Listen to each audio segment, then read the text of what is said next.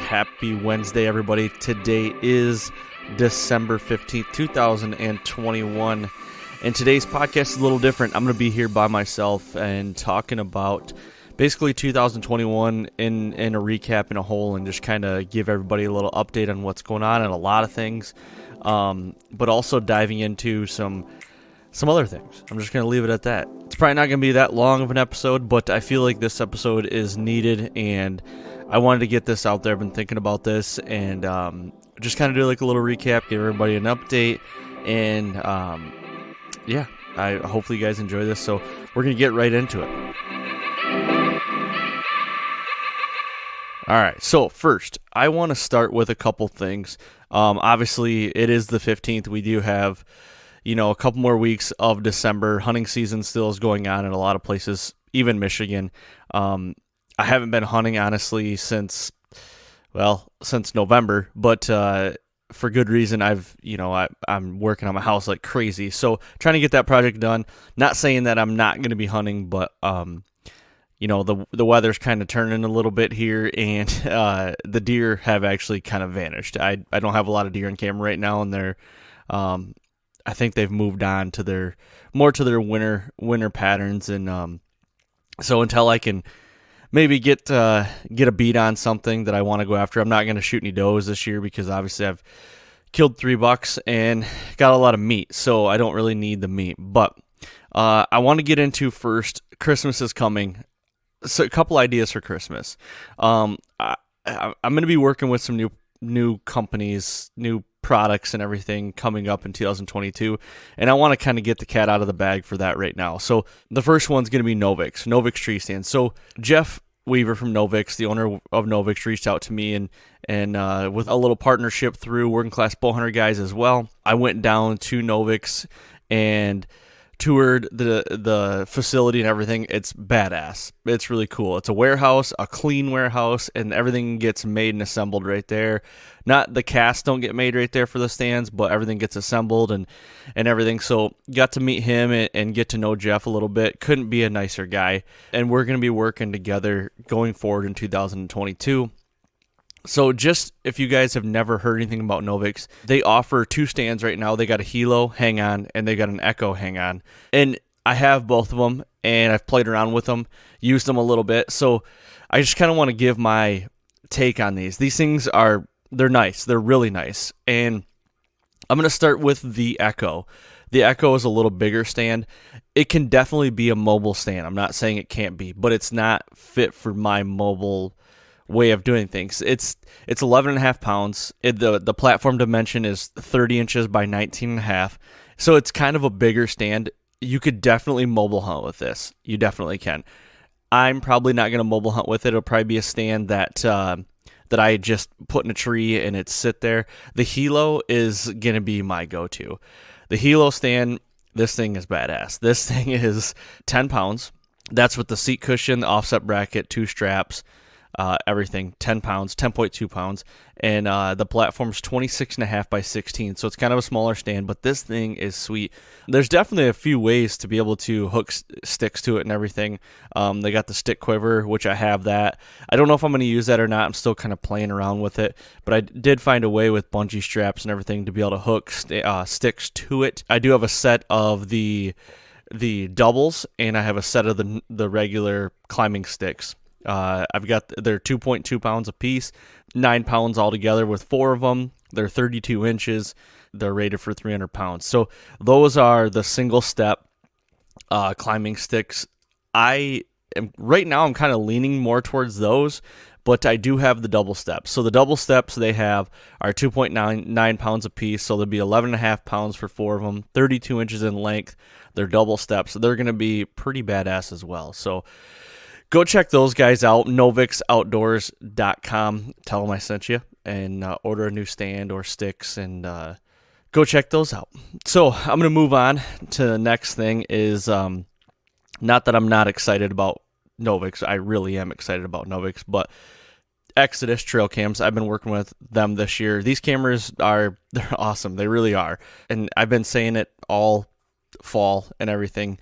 These cameras, I've got a couple of them out right now. I have yet to change the batteries for them. They work flawlessly. I have not had one issue with them. I can honestly say that. So I really like the render the most, the cell cam, just because I'm leaning more towards cell cams.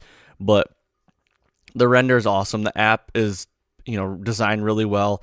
I haven't had any issues. I honestly, that's about the best way I can put it. Haven't had any issues. No false triggers. No, no white pictures or no blown out pictures from sun or anything like that. But I've had great luck with them. That's literally all I can say. They're great. So go to ExodusOutdoorGear.com and check those out as well. And lastly, I've been kind of hinting at it. If you've been watching my Instagram page or Facebook or something like that, I've killed 3 bucks this year, and I've killed them with a Helix broadhead. So, not gonna lie to you, coming into this year, I had no idea what the hell a Helix broadhead was. Never heard of it, nothing. And I'm gonna get into this broadhead a little bit deeper here in a later episode, and it's gonna be an episode designed for the Helix. But basically, what happened is America's Best Bowstrings, they bought Helix broadheads. And Jerry Mullet, the owner, and then Bryant Lyon, he's the marketing director there. I'm really good friends with Bryant, good friends with Jerry. They bought this broadhead, and Bryant, they came to me and said, hey, would love to see if he'd want to shoot this. And I said, yeah, let's give it a try, because I've been wanting to get back to a fixed blade, some sort of a fixed blade. I went with a little heavier arrow setup this year, and that's another thing. I've had requests kind of wanting to know the inserts and the components and everything I'm using on my arrows. I'm not going to get into that today. We're going to do another podcast about that. That's for off-season stuff. So basically, I said, yeah, let's do it. So they sent up some 100 grains. So you can get what it is it's called a Helix broadhead, and it's a single bevel fixed blade broadhead. So you can get 100 grain right wing or left wing blades. The 100 grains is 1.5 inch cut. The blade length is 1 1/8 and I'm sorry, 1.5 inch blade length and 1 1/8 width cut. So for the 100 grainer, the 125s, right wing or left wing, which does make a difference. The blade length's 1 11/16 and the width is 1.25 inch cut. 150 grain, same thing, right and left wing. Blade lengths 1 7/8 and the width is 1 5/16. And lastly, the 200 grain is a right wing or a left wing, 1 11/16 blade length and 1 1/4 width.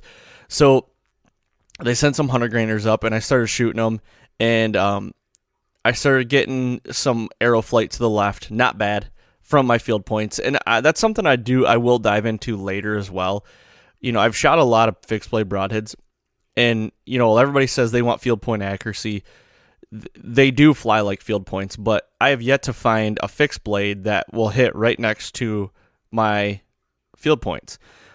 And what I've learned, and this is me being ignorant, but what I've learned is, because I was always the guy, it's like, well, if they're not going to shoot right next to my my field points right out of the box, then I'm not going to shoot them.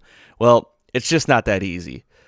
I'm not saying there's not a broadhead out there that won't do it, but there's no broadhead that I've found that will do it. So these broadheads were hitting a little bit to the left. When I say a little bit, about 2 inches. So all I did was took my rest, and I moved it about 30 seconds of an inch to the right, which is not a lot at all. And it brought those broadheads right next to my field points. Done. Even when I shoot my field points, it's on, completely on. So it just basically brings those together. But I wanted to try the 125s out. So Bryant sent some 125s up. Same kind of thing. Hitting great. Arrow flight's been great. No dipping, diving, no, flyers, no nothing like that. I really like the 125s. My bow, I shoot a Mathews V3 at 65 pounds, 28-inch draw. It just really worked really well. So that's what I went with. The 125, and honestly, I was shooting up to 60 yards and hit it. I mean, you can see a heck of a drop just because I'm only shooting 65 pounds. I'm a shorter guy, and it worked out really well. Obviously, this year I shot 3 terrific bucks, and shot 2 of them at 54 yards, 1 on the ground, 1 from a tree stand. You guys will see those hunts coming out here, and I'll get into that a little later as well. But you'll be able to see those hunts on TV and on YouTube. So yeah, I mean, go check those out as well. So they're making broadheads as we speak, and America's Best and Helix, they're located down in Ohio. So they had a lot of changeover trying to get the machines to the facility in Ohio to start cutting, and they've been doing it for a little over a month now. So I know the website's getting worked on right now, and it's going to be a pretty big push coming up here at ATA. So I urge you to check those out and try them out, because they're deadly. They are. Coming from a guy that shot Rage for the last 12 years, love Rage, nothing bad to say about them, other than the 3 broadheads, the 3 deer I shot this year. The thing that changed for me was the penetration. And, I watched 2 of the 3 die in sight. And, the third one, it was my fault. I hit him back a little bit. But this thing's a mean machine. It really is. It's a workhorse. There's no sexiness to it. I mean, I think there is, but a lot of guys might look at it, it's like, oh, it's not that sexy, but this thing is a workhorse. So check those out. Definitely, like I said, their website's getting worked on right now, but there's a lot of places you can go online to see the videos and everything. And we're gonna be having product reviews and everything coming at you later this next year. So, all right, so we're gonna go on to the next update: clothing orders. Everybody that's ordered clothing, I apologize. I know the order was made back in October. Everything is still being processed. I just talked to I'm gonna call him a shirt guy or merchandise guy that's gonna be printing them yesterday. There's been a couple color options that have been sitting on a boat on the water, and he said that his rep got a hold of him and they should be in today, Wednesday. Those other colors, and if they are in today, he's going to start printing them tomorrow and Friday. I don't know what colors those are. We didn't get that far into it, but my plan is to be shipping them out next week, the week before Christmas. I know a lot of you have been wanting them for Christmas. I'm hoping like heck to get them to you for Christmas. Sorry about the pre-order thing. That's the way I've got to do it right now, but things will be changing for 2022, and we'll get a little bit farther into that. So that is the update on that front. So next, a couple changes have happened. Some people might know about it, some might not. I've changed jobs, occupations. I don't work with Chris and Casey Kiefer anymore. No bad blood there at all. Just it was just a separation, I guess. I don't even know what you want to call it. But my new job is I'm doing the same kind of stuff for Mark Peterson. His company is Worldwide Trophy Adventures, and this is another podcast that I'm going to get into later, explaining what that is. And but from a 30,000 foot view, I'm still going to be editing, filming, producing for Mark Peterson shows and digital series. So to kind of go and see what Mark does, I mean, he's got a YouTube channel, a successful YouTube channel. Type in Mark Peterson in YouTube, check out all the stuff he's got going on. We've got so much content going on. He's a world traveler for hunts, and he hunts whitetails like everybody else, but he also travels around the world to hunt. I just actually got back from an elk hunt in Alberta with him, filmed him. Actually, Justin Fabian, the old co-host of the Fall Podcast, he is his full-time field producer, and him and I were together with him. And it was a really cool trip. Killed like a 330-inch bull. It was really cool. We're going to be rolling that out soon as well. So just from a 30,000 foot view, that's the change there. We can get into that a little bit more later. But check out Worldwide Trophy Adventures. You guys can go learn more about what that is. And then Mark Peterson's brand, everything there as well. So I've got a couple thank yous that I have to push out here, and I feel like this is crucial. All the listeners out there for 2021 and from the beginning too. I mean, I can't thank you guys enough. Our downloads have more than doubled in the last 6 months, and in the last year, they've more than tripled. It's crazy. I not really doing this for the downloads, but it is good to see, and it's nice to see it growing. There are ways to track it, and there's ways to see how good you're doing. I know this year we've been averaging there's genres throughout podcasts. So if you you can type in your genre, or there's like a drop down menu, and you can put in like where we fall into the wilderness, which is not all hunting. It's, there could be backpacking or biking and stuff like that. And we've got up as far as ninth in the country in that, and usually averaging around 25th to like 40 in the country. So that's freaking awesome. I mean, I couldn't be happier for that. And I have nobody to thank but you guys for that, because you guys listen every week. Something that helps that is engagement. Every time I ask you guys every week to leave a written review and go do a 5-star rating, that's what engagement is. That helps. Please, so like, I'm going to remind you right now, go to iTunes and leave a 5-star rating and a written review. All you got to do is go in there and say, hey, thank you. And I'm going to say thank you to all those people that have left reviews. That's been awesome. I greatly appreciate that. So, I mean, from the bottom of my heart, honestly, thank you everybody for listening week in and week out. And we got some new stuff coming next year, coming into 2022. I want to do some giveaways. We're going to start ramping things up a little bit. Got great guests, all that stuff. It's going to be fun. And I'd like to, I don't know, I don't want to let the cat out of the bag yet. So there's just some new stuff coming. So I'm excited about that. Another thank you I have to put out there for sure is the Working Class Bowhunter guys, Kurt Geyer, Austin Chandler, Doug, and Eric and Ross. I could not thank you guys enough. You guys probably have noticed a trend of us collabing and everything. And honestly, I've known Kurt for a couple years now, and Kurt and I have become really good friends. And I can't thank him and the guys enough for all the help that they've helped me on getting going forward and getting things up and going. They've been an inspiration before I even knew them.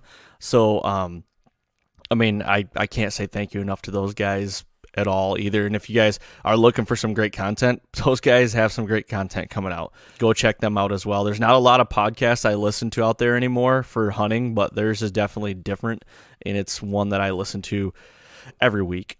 Yeah, so thank you to all those guys. Greatly appreciate them. Yeah, so with that being said, I want to take a little bit of time here and talk about 2021 as a recap. And, I've done specific episodes on the bucks that I've killed this year, but I want to dive into something real quick on what I feel like made me the most successful this year. And it might come to you as a surprise, and it came to me as a surprise, but it was like a light bulb moment. And honestly, what I can put my hat on is not hunting as much is why I was so successful this year. That sounds really weird, but I went back in my notes and everything, and in my journal, my hunt journal, I only sat 13 times this year. 13 sits. That is like not me. I like to sit a lot. I like to get into the weeds and do things and be mobile. And but I can tell you, out of those 13 sits, no matter what state I was in and where I was, 11 of them I saw a shooter buck, a buck that I would shoot. And I was trying to figure out why that was, what I was doing to, be successful in the fact of like, yes, killing some bucks, but also like successful in getting encounters and sightings and everything. And I was putting my finger on being a little passive, but being more calculated. I'm going to say that, calculated. In Michigan, I've said it before, around my farm country stuff where I killed my Super 6, is that I like to drive around and gas and glass a lot in the mornings and try to figure out what these deer are. That I feel like that in my scenario, and if you have this scenario, that in my scenario is like the number one thing to do. If I start blowing into some of these little woodlots and these little fence rows, I think I'm going to start blowing deer out in the mornings. Not saying in the evenings. Evenings are a different ballgame. In the mornings. That's how I'm hunting in the morning. I have my family farm. That is all timber. I can go in there and hunt mornings traditionally, like you would traditionally do it. But for farm country, man, that has been the single most, thing to hang my hat on to say why I've been successful in getting on deer in the mornings. I love that. So that has been the biggest thing for me. Yeah, I'm not sitting in a stand. I'm still out there driving around, first light, and I enjoy it. Take a cup of coffee, take the binos, and just drive around, see what the heck the deer are doing. You learn a lot too. You see a lot of deer. So that's what I do for that. That's honestly been the single most successful thing that I've changed this year as far as like hunting as a whole, is I haven't sat a lot. My Ohio buck, first sit in, hang and hunt, shot him, killed him, done. My Illinois deer, I moved between 3 different stands, and I only had, I think it was 5 sits I think I had in there. But 3 different stands, but the stand that I went into and killed was the first sit in. So the low pressure, the low pressure was key in all these hunts. My Michigan deer was just the fact that I saw him from the road and he was on my property and I was able to make a move on him. That's it. I caught him when he was with a doe and he was dumb. I guess what I'm saying is, be calculated. If you want my 2 cents, be calculated. Don't think you have to hunt all the time unless you know you can do it and not get caught, busted, whatever you want to say. For me, I don't need to go in and put 30, 40 sits in to be successful. Some years I might have to grind it out. This year it just happened. And I'm starting to see a trend though, as I look back at the previous years and what has went on. But I'm starting to see a trend that honestly, the less and less I sit, the more and more my encounters go up and the more deer I kill. It's so weird to me. But not to say you can't do it any other way, but for me, that's what's been successful. So yeah, it's been fun. 2021 is a banner season that I don't know if I'll ever top again. It's not over yet. I'd really like to get my Novix out there and do some hanging hunts out with the Hilo, and I'm going to. It's like I said, I got 2 weeks of season left. It's like 60 degrees here in Michigan today, but which is not really conducive to me wanting to go. I want it to be snow on the ground, cold, do a hanging hunt, see what happens. That's what I'm looking forward to. But yeah, a lot of changes happened, a lot of good things, a lot of positive things.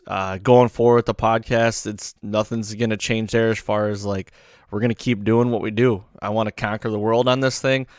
You guys have made it possible to grow. I can't thank you enough, like I said earlier, and that's where I'm at with it. Going into next year, I've got plans. I've been talking to my buddy Tyler. We might be doing some public land hunting in some different states, and we've got a plan. It's going to be something like a theme on here. Starting in 2022, we're going to be hashing that out, and I've never done public land. I'm ready for a challenge, like a new challenge, ready for something different.